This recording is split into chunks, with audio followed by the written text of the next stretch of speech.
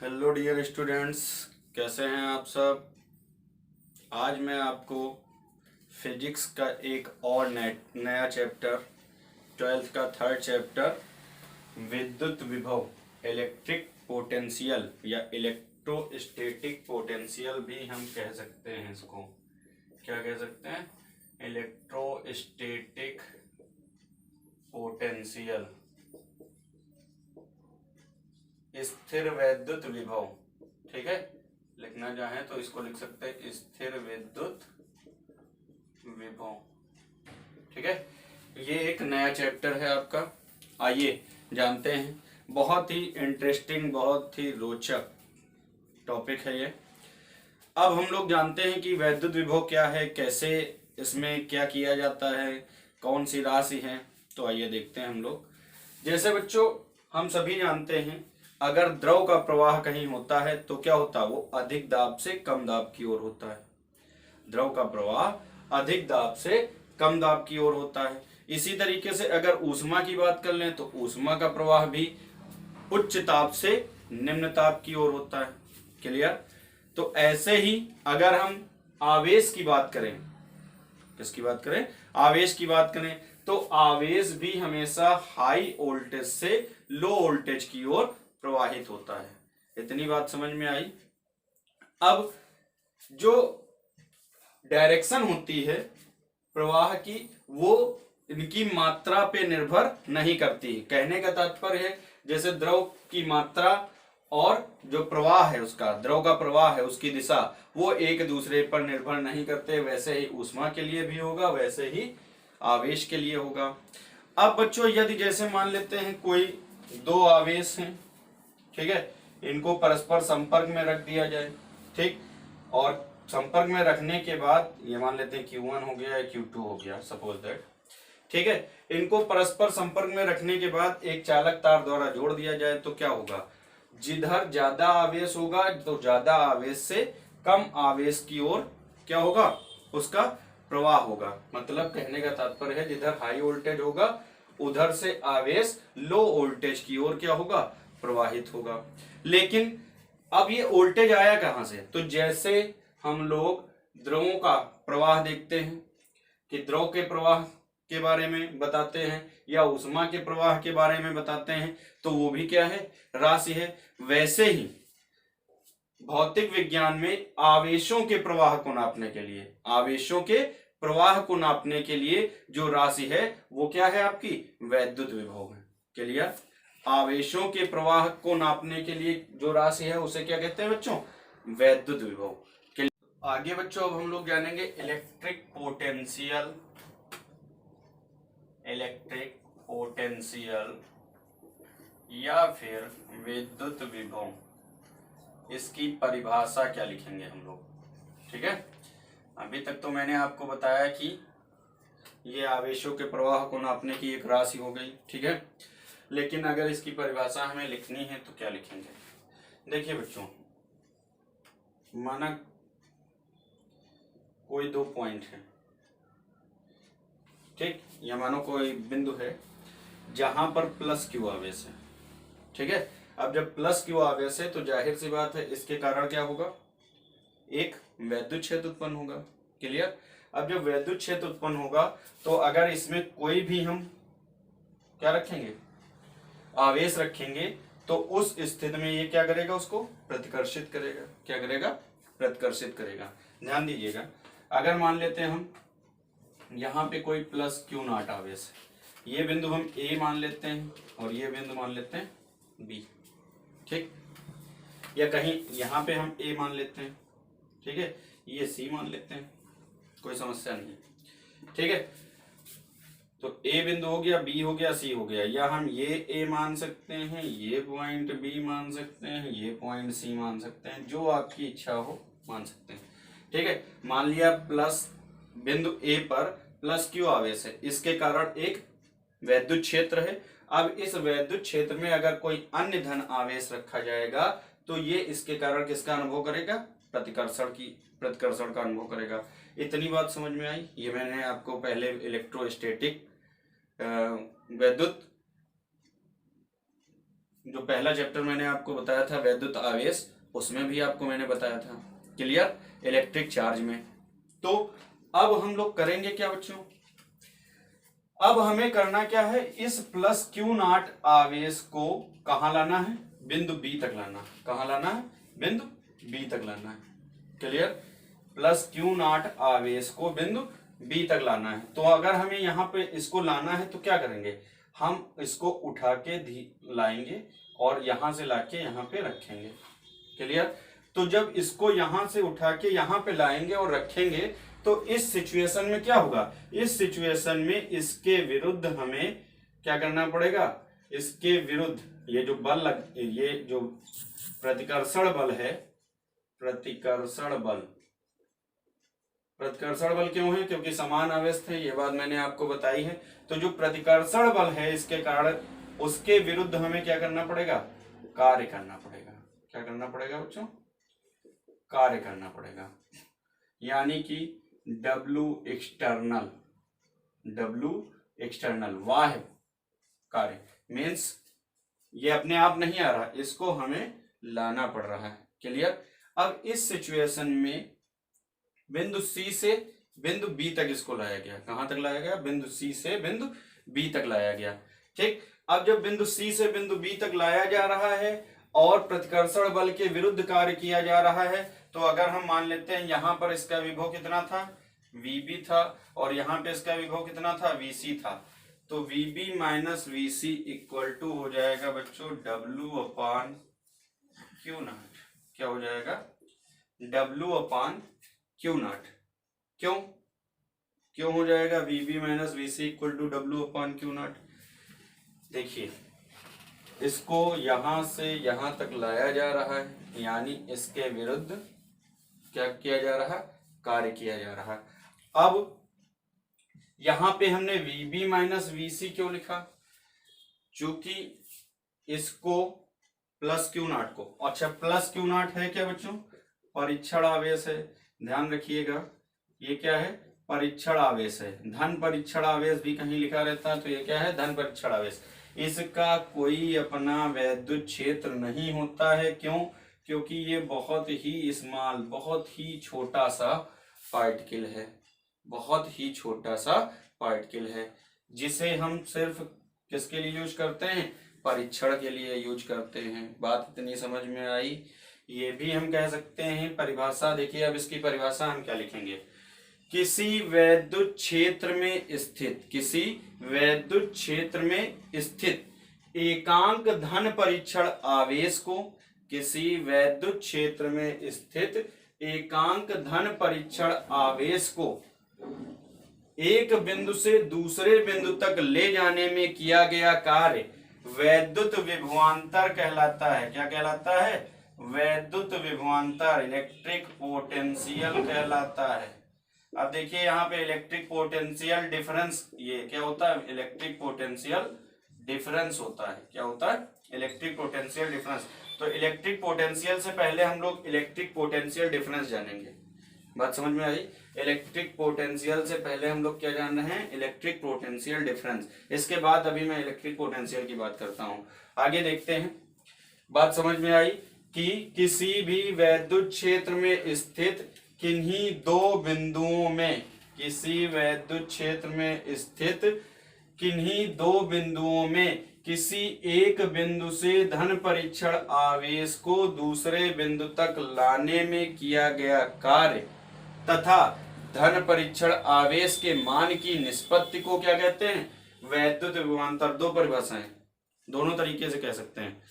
किसी वैद्युत क्षेत्र में स्थित किन्हीं दो बिंदुओं में एक पर स्थित धन परीक्षण आवेश को दूसरे बिंदु तक लाने में किया गया कार्य तथा धन परीक्षण आवेश के मान की निष्पत्ति को क्या कहते हैं बच्चों, पोटेंशियल डिफरेंस कहते हैं। या फिर इस तरीके से भी कह सकते हैं, किसी वैद्युत क्षेत्र में स्थित किन्हीं दो बिंदुओं में से किसी एक पर उपस्थित एकांक धनावेश, उपस्थित एकांक धनावेश को एक बिंदु से दूसरे बिंदु तक लाने में किया गया कार्य क्या कहलाएगा बच्चों, वैद्युत विभवांतर कहलाएगा। क्या कहलाएगा? वैद्युत विभवांतर या इलेक्ट्रिक पोटेंशियल डिफरेंस। क्लियर? तो जैसे यहां पर क्या था, VB minus VC equal to W upon Q naught. अब VB माइनस VC क्यों लिखा गया, VC माइनस VB क्यों नहीं लिखा गया? जाहिर सी बात है हम C से इस पे ला रहे हैं इसको, तो जाहिर सी बात है इसका विभव क्या होगा, ऊंचा होगा, और इसका विभव क्या होगा, नीचा होगा। तभी तो हम इसके विरुद्ध कार्य कर रहे हैं। क्लियर? बात समझ में आई?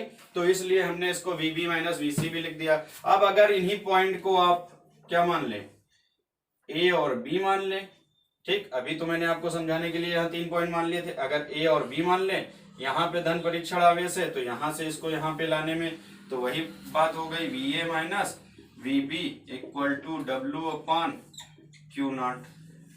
इतनी बात समझ में आई?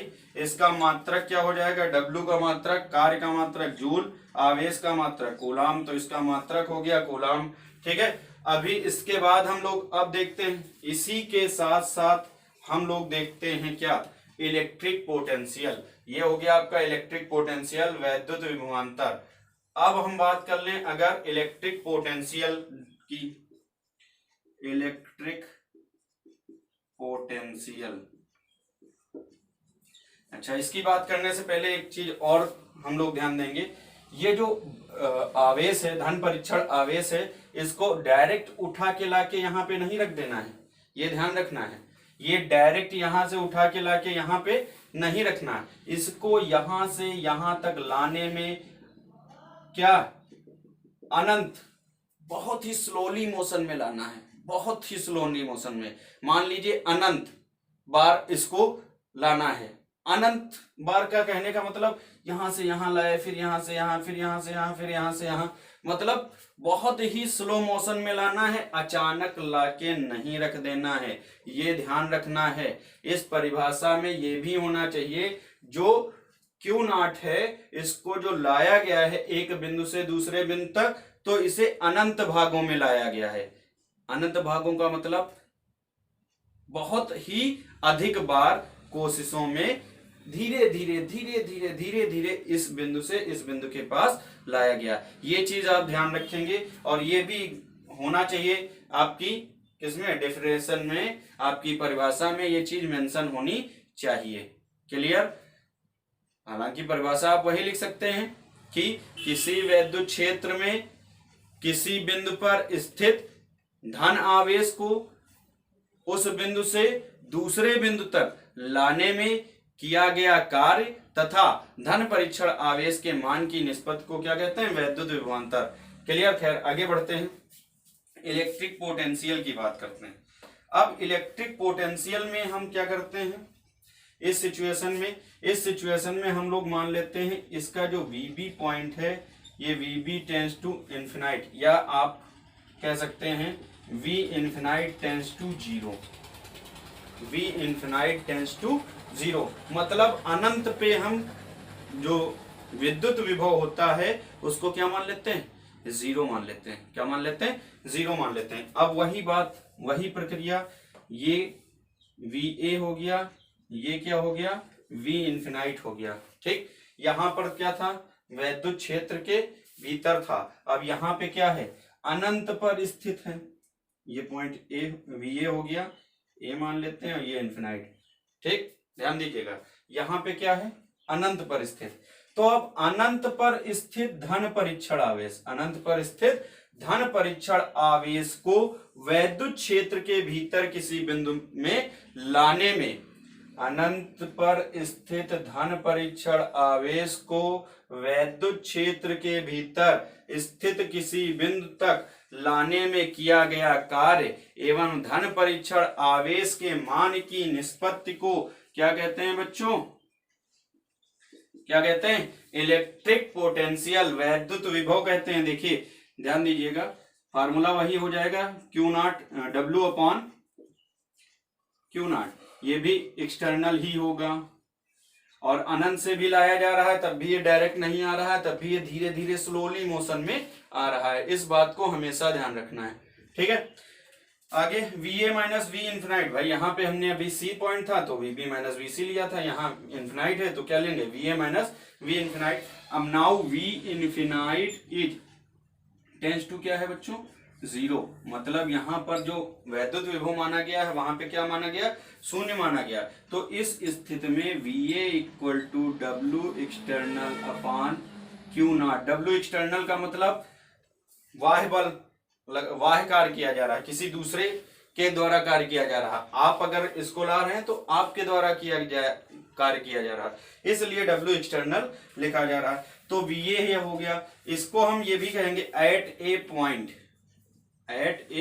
पॉइंट इलेक्ट्रिक पोटेंशियल, एट ए पॉइंट इलेक्ट्रिक पोटेंशियल। वो पॉइंट क्या है, VA है। बात इतनी समझ में आई। इसका भी मात्रक क्या हो जाएगा, जूल पर कूलाम। एक बार फिर से इसकी परिभाषा देख लेते हैं। अनंत पर स्थित किसी बिंदु से वैद्युत क्षेत्र के भीतर किसी बिंदु तक धन परीक्षण आवेश को लाने में किया गया कार्य एवं धन परीक्षण आवेश के मान की निष्पत्ति को क्या कहते हैं, वैद्युत विभव। या फिर यह भी कह सकते हैं अनंत में स्थित एकांक धन परीक्षण आवेश को वैद्युत क्षेत्र के भीतर किसी बिंदु तक लाने में किया गया कार्य क्या कहलाता है, वैद्युत विभव कहलाता है। क्लियर बच्चों। सब नोटवर्दी पॉइंट इसके बारे में। W external agent should be considered.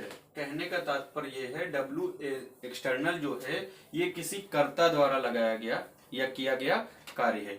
Means the work is against electric field, जो इलेक्ट्रिक फील्ड के विरुद्ध कार्य किया जा रहा है। मतलब प्रतिकर्षण बल के विरुद्ध जो कार्य किया जा, वही इलेक्ट्रिक फील्ड के विरुद्ध कार्य कर रहे हैं ना।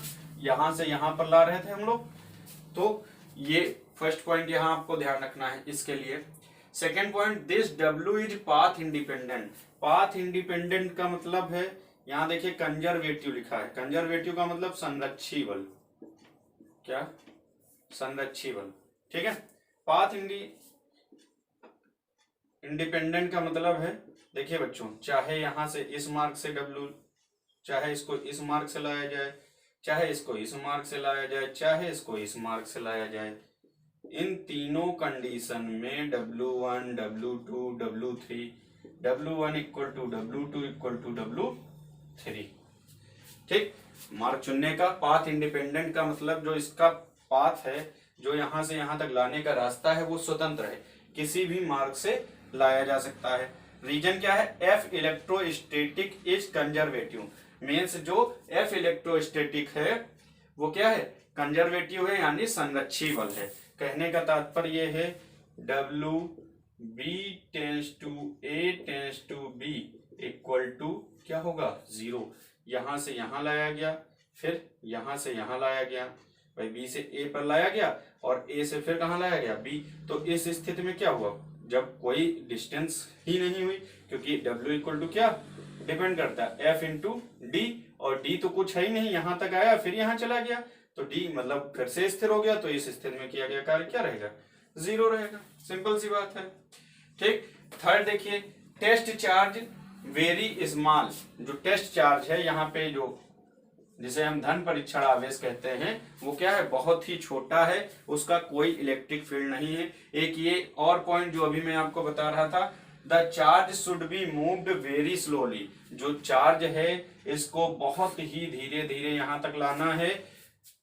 किस कंडीशन में, नो चेंज इन स्पीड, इसकी स्पीड में, चाल में कोई बदलाव नहीं होना चाहिए। Or kinetic energy of Q naught, या तो फिर इसकी काइनेटिक एनर्जी मतलब गतिज ऊर्जा में भी परिवर्तन नहीं होना चाहिए। तो ये कुछ पॉइंट्स हैं जिनको हमें इलेक्ट्रिक पोटेंशियल के लिए ध्यान रखना पड़ता है।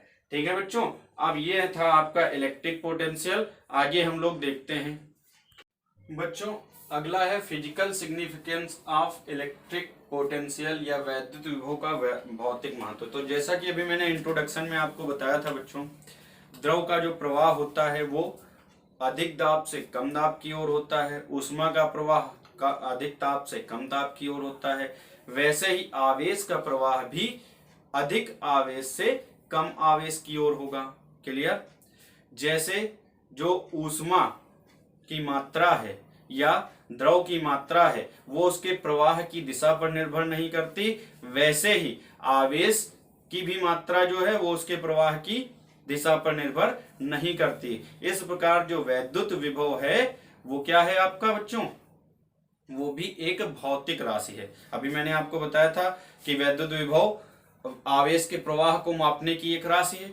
अच्छा, ये जो वैद्युत विभव राशि अगर पूछी जाए तो ये भौतिक राशि है, लेकिन अगर सदिश और अदिश में पूछी जाए तो ये अदिश राशि है। क्यों?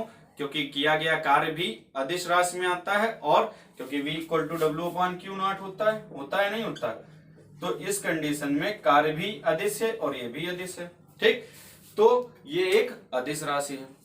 तो कहने का तात्पर्य यह था कि इसका भौतिक महत्व यह है कि यदि दो भिन्न भिन्न, जिस प्रकार जैसे ऊष्मा, एक का टेम्परेचर 100 डिग्री सेंटीग्रेड है, एक का टेम्परेचर 0 डिग्री सेंटीग्रेड है, तापमापी के बारे में आपने पढ़ा होगा। उसको अगर एक चालक तार से जोड़ देते हैं तो यहां से ऊष्मा का प्रवाह तब तक होता रहता है जब तक इनके बीच, दोनों के बीच क्या ना हो जाए, समान टेम्परेचर ना हो जाए। वैसे ही अगर किन्हीं दो भिन्न भिन्न आवेशों वाले दो पॉइंट को, ठीक है, क्या किया जाए, एक चालक तार से जोड़ दिया जाए। क्या कर दिया जाए? एक चालक तार से जोड़ दिया जाए। तो यहां भी आवेश का प्रवाह एक बिंदु से दूसरे बिंदु तक, या एक आवेश से दूसरे आवेश तक तब तक होगा जब तक कि दोनों में समान आवेश ना हो जाए। क्लियर? तो ये है इसका भौतिक महत्व। क्लियर? अगला है बच्चों पृथ्वी विभव को निर्देश के रूप में, earth as a reference of potential. ठीक है, तो देखिए बच्चों, विभवांतर जो है ये परम, किसी बिंदु पर परम विभव की अपेक्षा बहुत महत्वपूर्ण है। VA - VB = W/Q0, VA = W/Q0, ये तो था परम विभव विभवांतर। इसके लिए इसकी अपेक्षा ये बहुत इंपॉर्टेंट है। क्यों? क्योंकि परम विभव के लिए कहीं पर VB क्या होना चाहिए, परम विभव के लिए किसी एक बिंदु पर जो विभव होना चाहिए वो क्या होना चाहिए, शून्य होना चाहिए। परम विभव के लिए किसी एक बिंदु पर जो विभव होना चाहिए शून्य होना चाहिए। अगर VB को इन्फिनाइट पे माना गया तो V ∞ टेंड्स टू 0, तभी तो हमें ये किसी बिंदु पर विभव मिलता है। तो इसकी अपेक्षा ये ज्यादा महत्वपूर्ण है। परम विभव के लिए जो इन्फिनाइट है उसे हम क्या मानते हैं, निर्देश मानते हैं। क्या मानते हैं? निर्देश। ठीक है, निर्देश बिंदु भी कह सकते हैं। जो इन्फिनाइट है, अनंत है, अनंत को हम इसके लिए क्या मानते हैं, निर्देश बिंदु मानते हैं। वैसे ही जैसे अनंत को इसके लिए हम निर्देश बिंदु मानते हैं, वैसे ही किसी अन्य बिंदु को भी इसके लिए क्या माना जा सकता है, निर्देश बिंदु माना जा सकता है। स्वतंत्र है, बशर्ते वहां पर जो विभव होना चाहिए वो क्या होना चाहिए, शून्य होना चाहिए। क्लियर? निर्देश बिंदु के बारे में। तो अगर हम इसको पृथ्वी पे अप्लाई करें तो पृथ्वी जो है वो सभी प्रकार के लिए क्या है, निर्देश बिंदु है। क्यों? क्योंकि अगर पॉजिटिव आवेश को अर्थ से जोड़ दिया जाता है तब भी वो शून्य हो जाता है, निगेटिव आवेश को अगर अर्थ से जोड़ दिया जाता है तब भी वो शून्य हो जाता है। क्यों?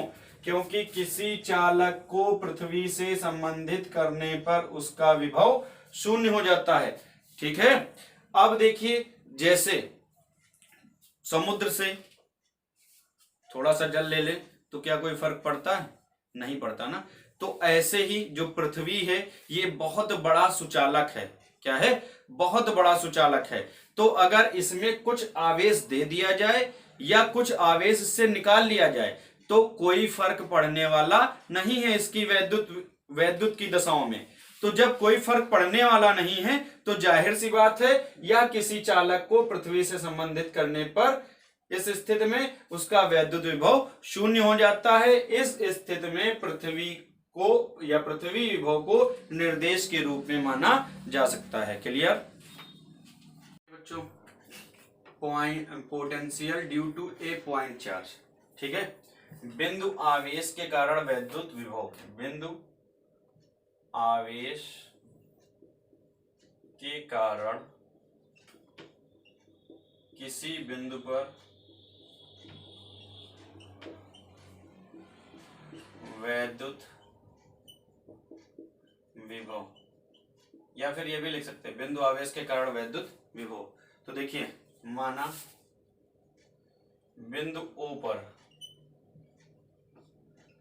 प्लस Q कूलाम का आवेश, Q कूलाम का आवेश किसी ऐसे माध्यम में स्थित है, किसी ऐसे माध्यम में स्थित है जिसका परावैद्युतांक, जिसका परावैद्युतांक कितना है, K, ठीक है, तथा प्लस Q से R दूरी पर स्थित, R दूरी पर स्थित, प्लस Q से R दूरी पर स्थित किसी बिंदु A पर, किसी बिंदु A पर वैद्युत विभव, वैद्युत विभव ज्ञात करना है। क्लियर? इतनी बात समझ में आई? ठीक है। अब माना प्लस Q से X दूरी पर, माना प्लस Q से X दूरी पर कोई धन परीक्षण आवेश, आप लिख लेंगे धन परीक्षण आवेश Q0 है, ठीक है। तो कूलाम के नियमानुसार, किसके नियमानुसार? कूलाम के नियमानुसार माना प्लस Q से X दूरी पर, प्लस Q से X दूरी पर कोई बिंदु B है जहां पर धन परीक्षण आवेश Q0 स्थित है। अगर आप लिखना चाहें कोई बिंदु B है तो ये भी लिख सकते हैं, कोई बिंदु B है जिस पर धन परीक्षण आवेश प्लस Q0 है, तो कूलाम के नियमानुसार। अब कूलाम का नियम क्या कहता है? किन्हीं दो बिंदुओं के मध्य लगने वाला आकर्षण या प्रतिकर्षण बल उन बिंदुओं की मात्रा, उन बिंदु आवेशों, किन्हीं दो बिंदु आवेशों के मध्य लगने वाला आकर्षण या प्रतिकर्षण बल उन बिंदु आवेशों की मात्राओं के गुणनफल के अनुक्रमानुपाती तथा उनके बीच की दूरी के व्युत्क्रमानुपाती होता है। तो वही हमें लिख लेना है, F = 1/4πε0 के Q1 आपका Q है, Q2 कितना है, Q0 है, अपान कितना बच्चों, x²। इसको मान लेते हैं इक्वेशन फर्स्ट, ठीक। अब मान लेते हैं बिंदु B से, बिंदु B से बिंदु C तक Q0 को लाने में किया गया कार्य। अब ये दूरी कितनी है, अनंत सूक्ष्म यानी dx है, ठीक है। तो लिखेंगे बिंदु B से अनंत सूक्ष्म दूरी, अनंत सूक्ष्म दूरी, अत्यंत सूक्ष्म दूरी, कुछ भी लिख सकते हैं, अनंत सूक्ष्म दूरी dx तक, अनंत सूक्ष्म दूरी dx पर स्थित, ये लिखें dx पर स्थित बिंदु C पर Q0 को लाने में किया गया कार्य। क्लियर? अब बच्चों कार्य बराबर क्या होता है, बल गुणे दूरी, बल गुणे दूरी। तो बल कितना है, यही तो है 1/4πε0 के, अच्छा Q × Q0 अपान x²। अब देखिए बल जो लग रहा है बच्चों वो इसके विरुद्ध लग रहा है। देखिए बल ऐसे इधर होना चाहिए ना, और हम कहाँ जा रहे हैं, इसके कारण जो बल है उसके विरुद्ध कार्य कर रहे हैं, ठीक है।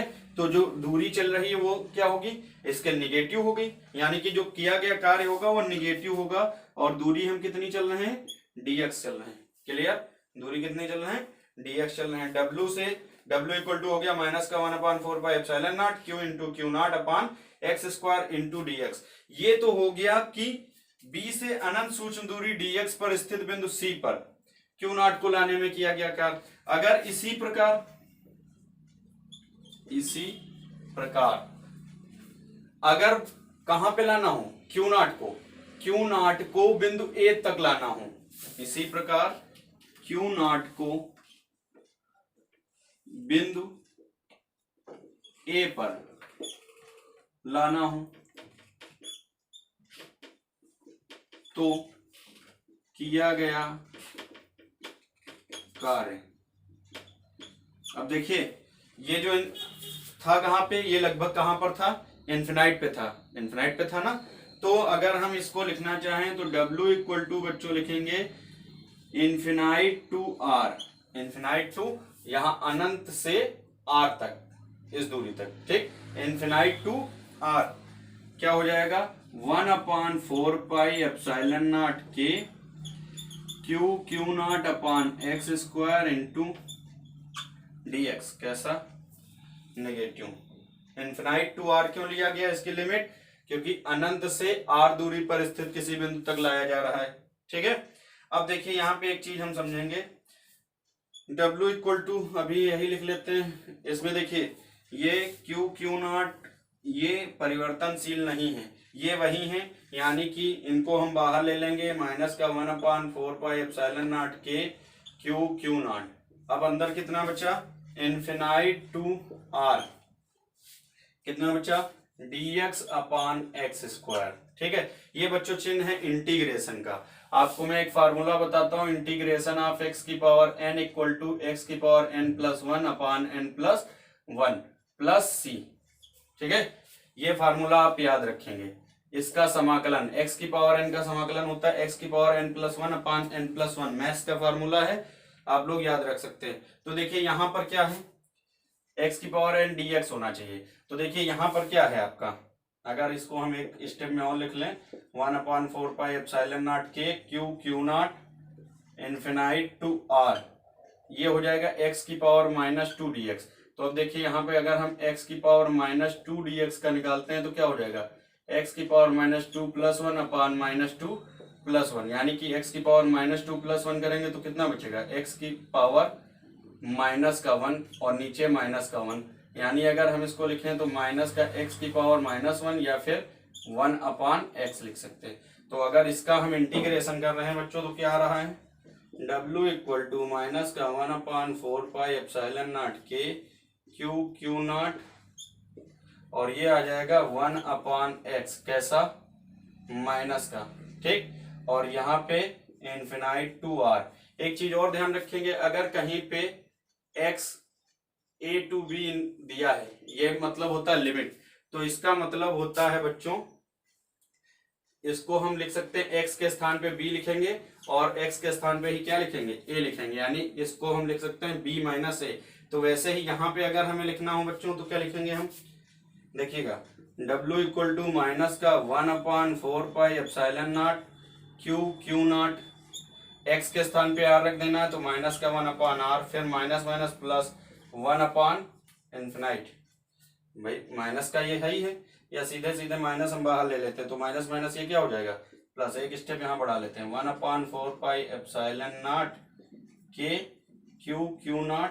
अब ये सीधे बचा 1 अपान एक्स इन्फिनाइट टू आर, ठीक।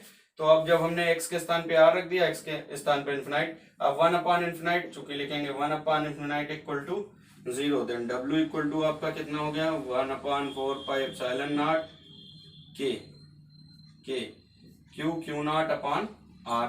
नाउ चूंकि v इक्वल टू क्या होता है बच्चों, W अपान क्यू नॉट, तो देखिए W का मान 1/4 एप्सिलॉन नॉट के क्यू नॉट अपान r और अपान क्यू नॉट। तो देखिए क्यू नॉट क्या हो गया, कैंसिल, तो ये बचा 1/4 एप्सिलॉन नॉट के क्यू अपान r, यानी कि v का मान हो जाएगा 9 × 10⁹ क्यू अपान r ओल्ट। इसका मात्रक क्या होता है बच्चों, ओल्ट, v का मात्रक ओल्ट, या फिर v equal to W upon Q से जूल प्रति कूलाम, दूसरा मात्रक जूल प्रति कूलाम भी लिख सकते हैं।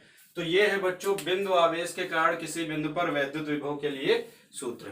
क्लियर, समझ लीजिए, देख लीजिए, फिर मैं मिटा देता हूं। आगे मिलते हैं नेक्स्ट वीडियो में।